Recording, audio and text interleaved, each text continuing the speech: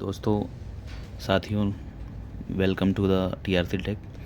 तो जैसे कि आप लोग देख पा रहे हैं कि HP 280 G4 मदरबोर्ड मेरे पास है और इसमें क्या प्रॉब्लम है मैं आप लोगों को डीबग कार्ड के माध्यम से आपको बताता हूँ कैसे ट्रबल शूट करना है। कई लोगों का कमेंट होता है कि सिर्फ मेरे मदरबोर्ड में यही प्रॉब्लम आता है, लेकिन आपके मदरबोर्ड में भी इस टाइप के प्रॉब्लम्स आ सकते हैं। तो देखिए, यहाँ पे सबसे पहले दोस्तों आपको चेक करना है इस टाइप के बोर्ड में।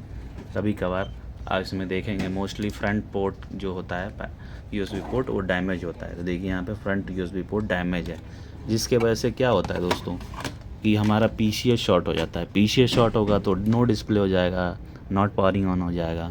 कंप्लीट जानकारी आपको बताऊंगे इसके बारे में, कहाँ पे टेस्टिंग करना है, क्या वोल्टेज आना चाहिए, कौन सा वोल्टेज नहीं आएगा तो आपका डिस्प्ले नहीं आएगा, ठीक है। और इसका मदरबोर्ड की वर्किंग क्या है, ये पूरी जानकारी मैं आपको बताऊंगा। अगर ये वीडियो अच्छा लगा तो कमेंट करके ज़रूर बताना कैसा लगा इन्फॉर्मेशन। तो इसी टाइप्स का मैं आपको वीडियो स्टेप बाय स्टेप बना के बताऊंगा। तो चलिए स्टार्ट करके आपको दिखाता हूँ। तो सबसे पहले दोस्तों मैं आपको बताना चाहूँगा, इसके लिए आपको मल्टीमीटर की रिक्वायरमेंट होगा टेस्टिंग करने के लिए, और आपको क्लियरली प्रैक्टिकल करना होगा मेरे वीडियो को देख के, अगर नहीं पता तो।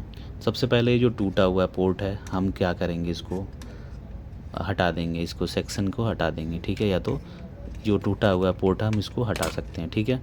तो मैं क्या करता हूँ दोस्तों, सबसे पहले मैं इस पोर्ट को हटाऊँगा, नहीं तो जो भी हमारी पॉसिबिलिटी है रिपेयरिंग की वो ख़त्म हो जाएगा। जैसे पोर्ट डैमेज हो जाता है आप उसी टाइम मदरबोर्ड को यूज़ करना बंद कर दीजिए। जैसे मदरबोर्ड यूज़ करना बंद कर दोगे उसके बाद से क्या होगा दोस्तों, आपकी रिपेयरिंग की या मदरबोर्ड की जो पॉसिबिलिटी है वो बढ़ जाएगा। नहीं तो आप उसी पे कंटिन्यू काम करते रहोगे, प्लग इन करते रहोगे, आप अनरिस्पॉन्सिबल तरीके से काम करते रहोगे, या किसी साइट पे आप इंजीनियर हो तो भी ये प्रॉब्लम आपका बढ़ता जाएगा। या आपका अपना PC हो, ठीक है, तो आप उसको ट्राई मत कीजिए, दोबारा लगाइए मत उसमें उस पोर्ट को, या तो किसी चीज़ ग्लू गन से आप उसको जाम कर दीजिए। तो मैं अभी इस पोर्ट को निकालूंगा, नहीं तो क्या होगा कि कुछ प्रॉब्लम होगा दोस्तों। तो वो क्या होगा, पोर्ट हमारा निकल चुका है, देख सकते हैं पोर्ट मैंने यहाँ पे निकाल के पहले से प्लेस कर दिया है। वो थोड़ा रियर साइड से निकलता है हीट देने पे, ठीक है। तो मैंने निकाल दिया। अब मेरे मदरबोर्ड में अब कम चांस है कि ये शॉर्ट हो जाए उसके वजह से, ठीक है। अगर शॉर्ट पहले से हो गया होगा जो हो गया होगा, नहीं तो अब कम चांस है, ठीक है। चलते हैं, देखते हैं कि अब क्या करना है, हमें अगला नेक्स्ट स्टेप क्या लेना है।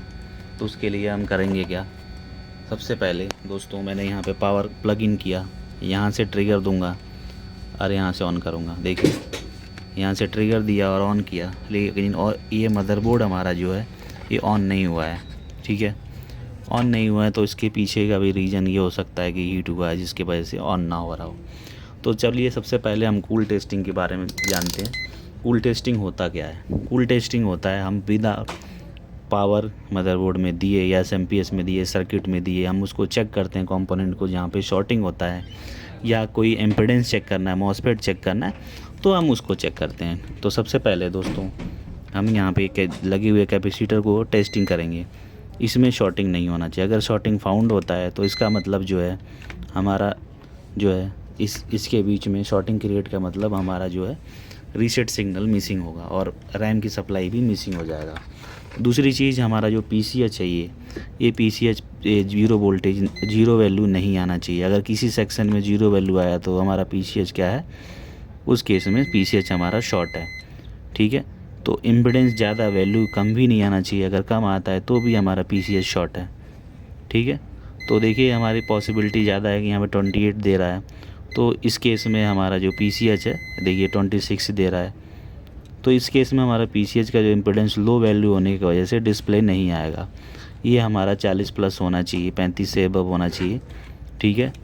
तो देखिए इस देखिए ये जो ट्रैक जा रहा है दोस्तों, आप लोग ध्यान से देखिए, ये जो ट्रैक जा रहा है ना, ये USB सेक्शन के तरफ जा रहा है, आप देख सकते हैं USB सेक्शन के तरफ जा रहा है, जिसके वजह से यहाँ पे कोई भी शॉर्टिंग होगा, कुछ भी आप लगाओगे तो डायरेक्टली ये जो IC शॉर्ट हो जाएगा, यानी कि डैमेज हो जाएगा। तो देखिए दोस्तों, मैं आपको जो चीज़ें हैं क्लियरली मैंने बता दिया है। इस टाइप का प्रॉब्लम आया तो आप ज़्यादा टेस्टिंग मत करिए, ट्रबल शूट ज़्यादा आपको करने से कोई फ़ायदा मिलेगा नहीं, लाभ मिलने वाला नहीं है। तो सबसे पहले अब क्या करते हैं, अब जो स्टेप होता है, मैंने पावर दे दिया है इसमें, अब बैटरी चेक करते हैं। बैटरी हमारा डेड है, बैटरी हटा के फिर हम इसको चेक करने वाले हैं दोबारा पावर देके कि दोबारा ऑन होना चाहिए। बैटरी हटाने के बाद ऑटोमेटिक ये पावर ऑन हो जाना चाहिए। अगर ये पावर ऑन नहीं होता है दोस्तों, तो कहीं ना कहीं इसमें प्रॉब्लम है मदरबोर्ड में, जो कि शॉर्टिंग की वजह से हमारा पावर ऑन नहीं हो रहा है। ठीक है, यहाँ पे 12 वोल्ट चेक करना है, कनेक्टर पे 12 वोल्ट आ रहा है। यहाँ पे 3.3 वोल्ट को चेक करना है, जो कि आ रहा होगा तो ऑन हो जाएगा। 3.3 आ रहा है। अगर इसके बाद भी नहीं ऑन हो रहा है तो क्योंकि पोर्ट डैमेज था हमारा इस केस में, तो हो सकता है हमारा PCH शॉर्ट हो गया हो। ठीक है, तो उसके बाद हम क्या करेंगे, यहाँ पे सीमोस जंपर को रीसेट कर देंगे। उसके बाद एक बार और ट्राई करेंगे, क्योंकि अभी तो आपने देखा था कि मैंने आपको पूरी जानकारी के साथ हर चीज़ मैंने डिटेल में शेयर करके बताया है। तो देखेंगे दोबारा मैंने इसमें लगाया तो भी कोई यहाँ पे फ्लक्चुएशन, कोई भी मूवमेंट नहीं है पावर ऑन से रिलेटेड। और एक मैं आप गुड मदरबोर्ड की आपको PCH की इम्पीडेंस चेक करके दिखाऊंगा, तो भी आप देखेंगे। ये देखिए जो गुड मदरबोर्ड है, जो अभी अभी मैंने इसको रिपेयर किया है, वो भी यहाँ पे शॉर्टिंग था, यहाँ पे कैपेसिटर डैमेज था। मैंने इस पर मल्टीपल टाइम वीडियो बनाया हुआ, आप लोग देखे भी हैं, तो आप लोग जाके इसको देख भी सकते हैं। तो इसका इम्पीडेंस मैं आपको चेक करा देता हूँ। इम्पीडेंस क्या आना चाहिए PCH का, आप लोग देख लेना। देखिए दोस्तों, इसका मैंने PCH का इम्पीडेंस चेक कराया, तो देखिए यहाँ पे कितना आ रहा है। सॉरी, मल्टीमीटर बीप पे हमें रखना पड़ेगा, क्योंकि मैंने वोल्टेज पे बाय मिस्टेकली यहाँ पे रख दिया था। और यहाँ पे देखिए दोस्तों कितना आ रहा है, यहाँ देखिए 50 से एबव आ जा रहा। ठीक है, और वहाँ कितना आ रहा था 28।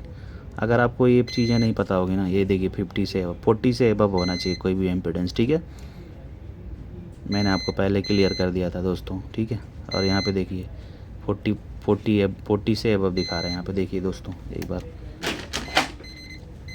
ठीक है, वहाँ पे क्या दिखा रहा था 28। अभी मैं आपको दोबारा से इम्पीडेंस की दोनों साइड की यहाँ पे वैल्यू बता दे रहा हूँ चेक करके।